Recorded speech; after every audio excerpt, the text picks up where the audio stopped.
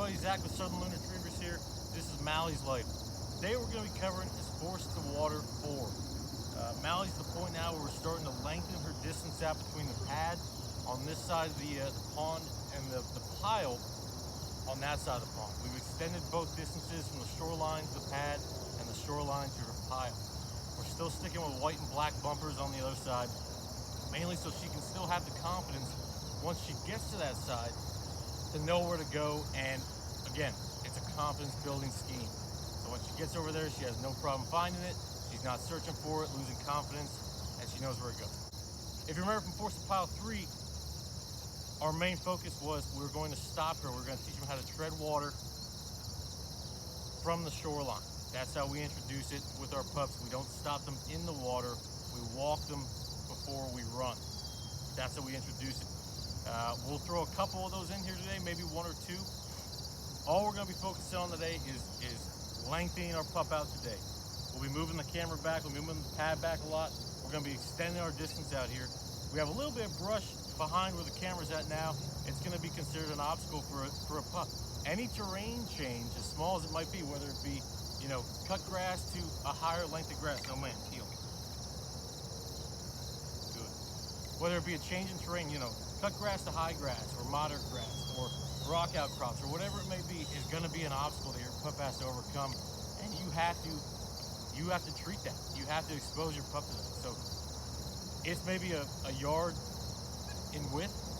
We're going to expose her to that today. So before the end of this session today, we'll be crossing that, and she will be exposed to it, crossing it, going in there, going to her pile, and we'll be forced into the pile.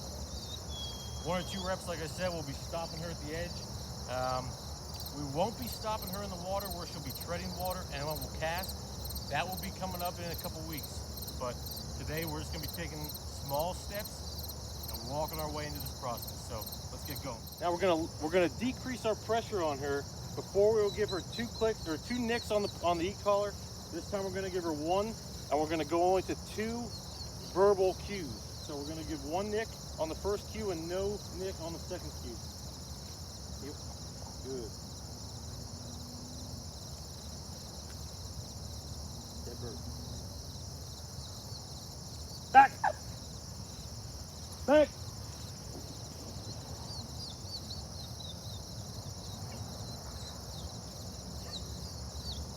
Back!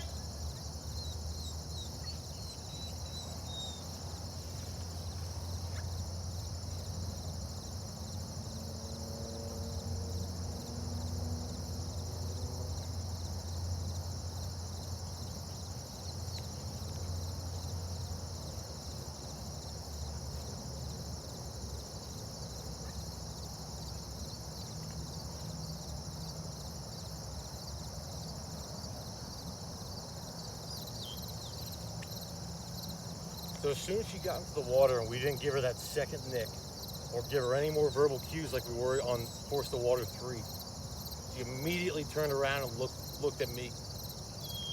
That was a big moment. I didn't do a thing. I didn't give her any pressure on the e-collar. I didn't give her any verbal signals. She just kept pushing, and that was a big confidence boost for her. And a lot of that relies on maturity for her. So that was a big step for her. Good girl.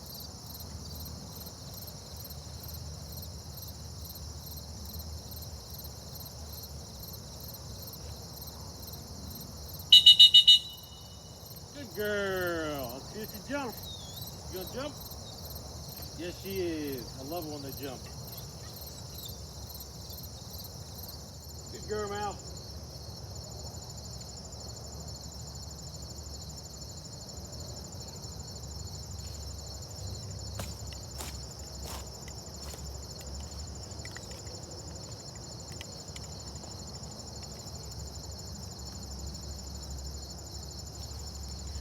So this rep on this rep, on our way to the water, I'll try to stop her right here at the crest of this hill so you guys can see it. We'll stop her. And then we'll give her a cast back. Come on, girl. Right here. I'm right here, girl. Come on. Heel. I know you're on camera. Touch it up. Give it. Take it off. Good. Heel.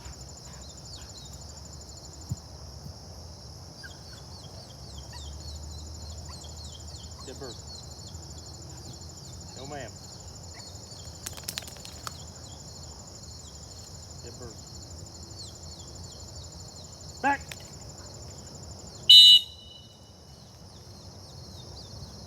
Good. Stay. Now remember, Mallie's got what we call the high motor. I say it every time we do this girl. She's got a high motor. We want a high drive pup, which she is, but high motor pups can be good and bad. They're good because of the fact that they do have a high motor, but they're bad because they like to pre-cast. And what that means is they want to cast on their own. So it means before we even get our arm up to cast, they'll go on their own. They'll cast to where they want to go. But we got to let them sit for a little bit and let that motor idle, which is what we're doing here. So we're going to let her sit for a couple more seconds, let her kind of lower that heart rate, and then we'll give her a cast back. Good girl, good girl.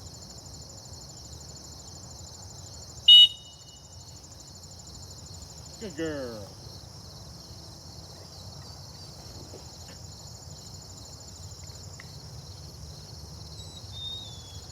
So now the next time we do that, obviously the next rep we'll send her all the way so she doesn't get, she doesn't predict what we're doing.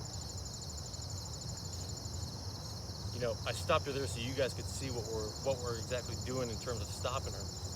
I'll stop her close to the shoreline, exactly at the shoreline. You know, that way we can get across her what we want and show her, hey, we want you to stop in the water or close to the water. That way when we're actually getting to the point where we're having her tread water, she's understanding what we want from her. But that was more so you guys could see what we're doing. Come on, girl. Now you guys can see this little terrain feature here that we're dealing with. It's not much at all. I mean, it's really a yard or two in width to where this is really going to be a factor for them. And that's all it's going to take. You know, you guys have seen where, you know, we've done our marking drills across the way over there, where Mallie or Tay or any of the other pups, even in the Banjo series, where we'll be doing short marks to where they can see it, where they can literally smell the birds dropping right in front of their face, and just a couple inches in terrain and grass will just screw them up, and they'll go completely bonkers because they can't find the thing when it's right in front of their face. So something like this can be a huge equalizer. Good girl, Mallie. Come on. Let's go. We on that too. Come on, girl. Yeah. Good girl. Come on.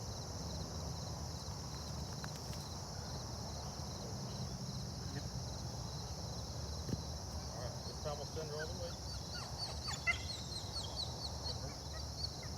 Back. Back. Good girl.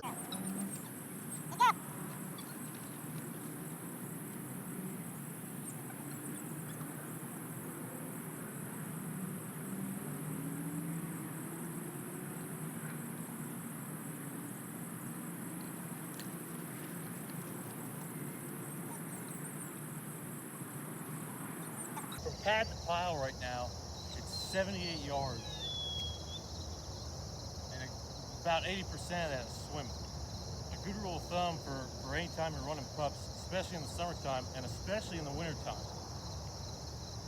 swimming's always going to, I was always taught, swimming is always going to burn twice the amount of calories than running in any circumstance for a pup.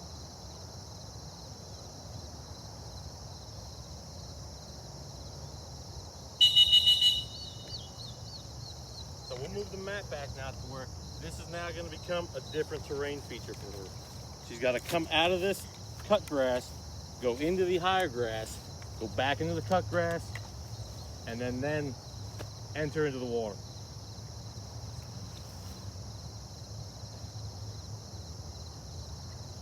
And then from here, it's 85 yards. Good girl, Mal. That one will be her last rep because of the distance. Come on, Mal.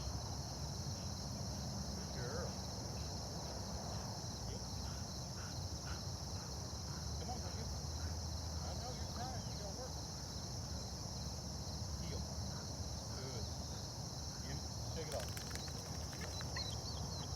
Heel up. Heel up. Heel. Good girl. All right.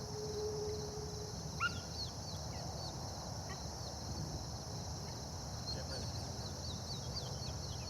Back. Right.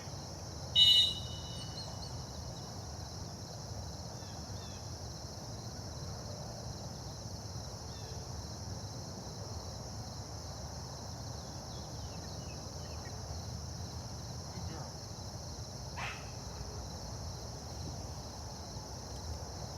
So I had to walk with her on that one because of the fact that I would not have been able to see her over that little bit of a rise there. Any hesitation your pup has, we have to give them a nick in this situation. Any force to pile on land, any force to water, we have to nick our pup. It can be on a low setting, and it should be on a low setting. Any hesitation has to be treated with a nick.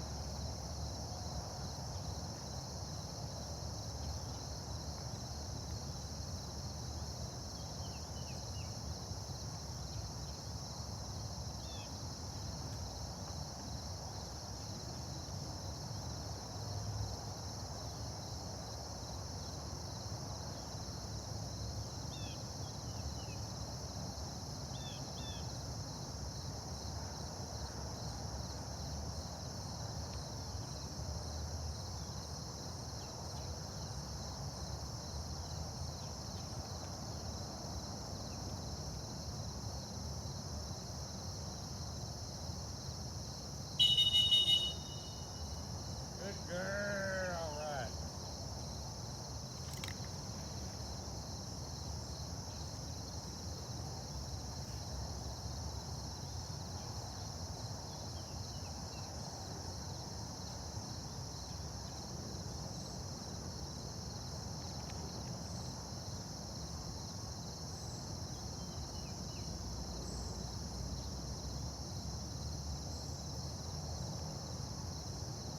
So while she's making her way back here, that'll be our last rep. That's definitely, you know, an A or A minus for her. I mean, she had a couple hesitations, but again, we introduced a lot of new factors for her today. As small as they can be for us, they're huge for pups, especially with her age. You know, she's got a lot of maturity to grow into right now, and we're throwing a lot of factors at her at her age. The biggest jump for a pup in a gun dog, you know, training scheme is the jump from a junior series to a senior series, especially where she's at right now. So there's a lot of factors and training getting thrown at her right now. But she's handling it well, and I'm really proud of how she's doing, and I'm really happy with the results. So we're gonna keep pushing her, and I think she's gonna be a really good gun dog. So we're gonna end it on a fun note and give her some water foam. Come on, girl. Oh, that was... You want these? You want these? All right, guys, thanks for watching, and we'll see you on the next one.